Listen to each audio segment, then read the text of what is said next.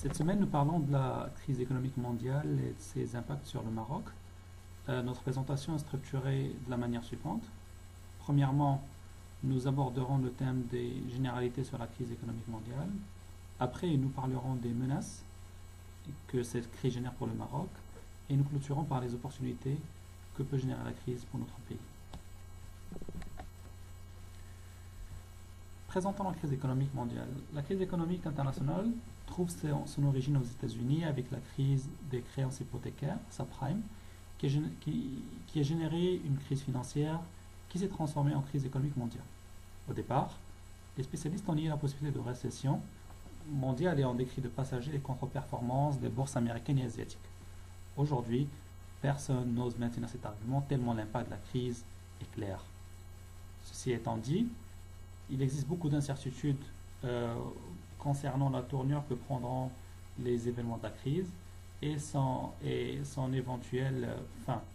La récession, comme on le sait, dure 18 mois, mais rien ne garantit que ce délai sera respecté. Après tout, ce n'est qu'une moyenne.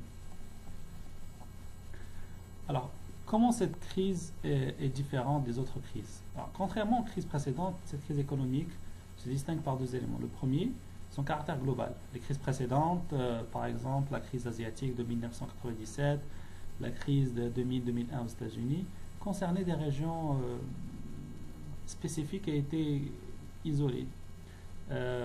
Aussi, il y avait une idée que les pays émergents, comme la Chine, l'Inde, le Brésil, la Russie, pouvaient contrebalancer une récession générée par les grandes économies. Mais cette théorie ne tient plus la route. Deuxième particularité est que en dépit de la grande réactivité des gouvernements avec des programmes de sauvegarde, on sait très bien que les États-Unis ont dépensé plus de 2 000 milliards de dollars en dépit de la coopération internationale. La fin du tunnel n'est pas claire et à ce jour, les prédictions sont plutôt du côté pessimiste. Alors, parlons maintenant des impacts que peut générer cette crise, des impacts négatifs que peut générer cette crise sur le Maroc. Premier impact, transfert des Marocains étant à l'étranger.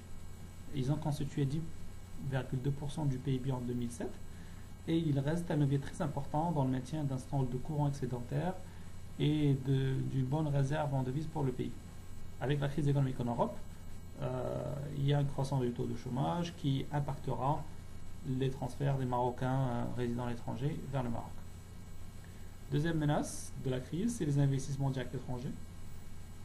Aujourd'hui, la priorité numéro 1 au niveau international, c'est de rationaliser l'utilisation du cash. Et qu'est-ce que cela signifie? Il signifie tout simplement que les investissements seront mis en veilleuse en attendant de voir plus clair. L'investissement que nous voyons qui peut être affecté est l'investissement arabe, qui a constitué 10% des investissements directs étrangers en 2006 et avec le recul du prix de l'énergie, c'est un investissement qui sera probablement revu à la baisse et qui va affecter des secteurs comme le tourisme, comme l'immobilier, qui ont été jusqu'à présent les principaux capteurs de l'investissement direct étranger. Et on commence déjà à voir ces signes-là du recul de l'investissement direct étranger. Par exemple, on sait que dans le projet Renault, Nissan s'est retiré comme étant investisseur. Troisième menace, tourisme, avec des salaires gelés, avec des baisses au niveau des bourses, avec les licenciements, avec l'incertitude concernant la fin de la crise. Est-ce qu'une personne lambda aura comme priorité de faire un voyage exotique? Donc, tourisme menacé. Autre menace, c'est le protectionnisme. Au fait, il y a une pression qui est très importante sur les gouvernements occidentaux pour limiter les délocalisations et préserver les emplois locaux. Cela pourrait avoir des impacts sur ce qui est sous-traitance industrielle et sous-traitance de services, sur lesquels le Maroc se positionne fortement. Une autre menace assez importante, c'est celle des matières premières. Il y a eu durant ces derniers mois, derniers 6 mois, une baisse drastique des coûts de matières premières. Euh, et le Maroc étant exportateur de phosphate, et dans la loi de finances 2009, le Maroc compte développer les exportations de phosphate pour qu'il représente quelque chose comme 35% du total des exportations. Et on se demande est-ce que cet objectif est toujours réalisable avec la baisse du prix de phosphate au niveau international. Le recul aussi de la consommation dans les pays avancés toucheront des secteurs comme le textile, avec des impacts sur l'emploi, sur la baisse du carnet de commandes, et ce sont des choses qu'on commence déjà à voir au niveau du marché textile au niveau national. Le coût de la dette est aussi quelque chose sur lequel il faut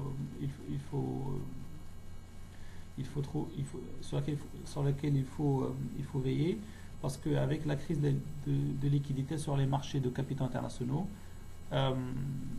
lever des fonds sur les marchés deviendra beaucoup plus compliqué et surtout beaucoup plus coûteux, spécialement si le Maroc ne maintient plus son rating. L'impact, les projets de développement, plusieurs projets de développement sont financés par la dette, et donc ce qui signifie que le coût d'argent sera plus cher, et donc c'est des charges supplémentaires pour ces projets-là. Finalement, dernière menace que nous voyons pour le pays, c'est les aides aidants.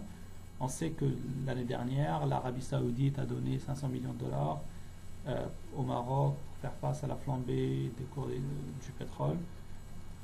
On se demande est-ce qu'en 2009 quelque chose du genre peut arriver, sachant que tous les pays, sans exception, sont affectés par la crise d'une manière ou d'une autre.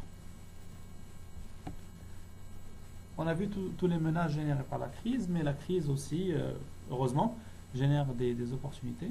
La première, la proximité géographique du Maroc peut positionner sur des niches, comme par exemple sur le secteur textile.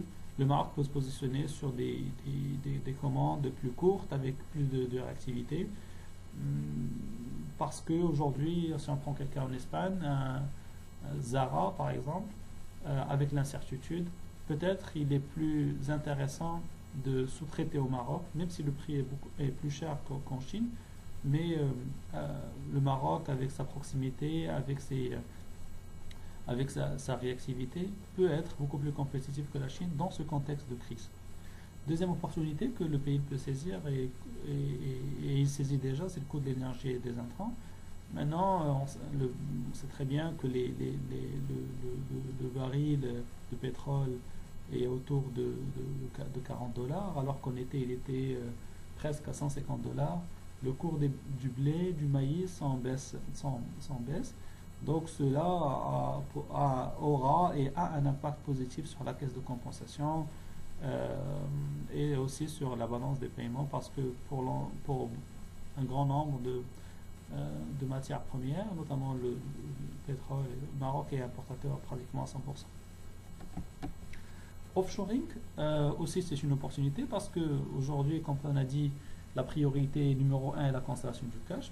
Comme on conserve le cash, on sous-traite à moindre coût dans des pays qui sont avoisinants.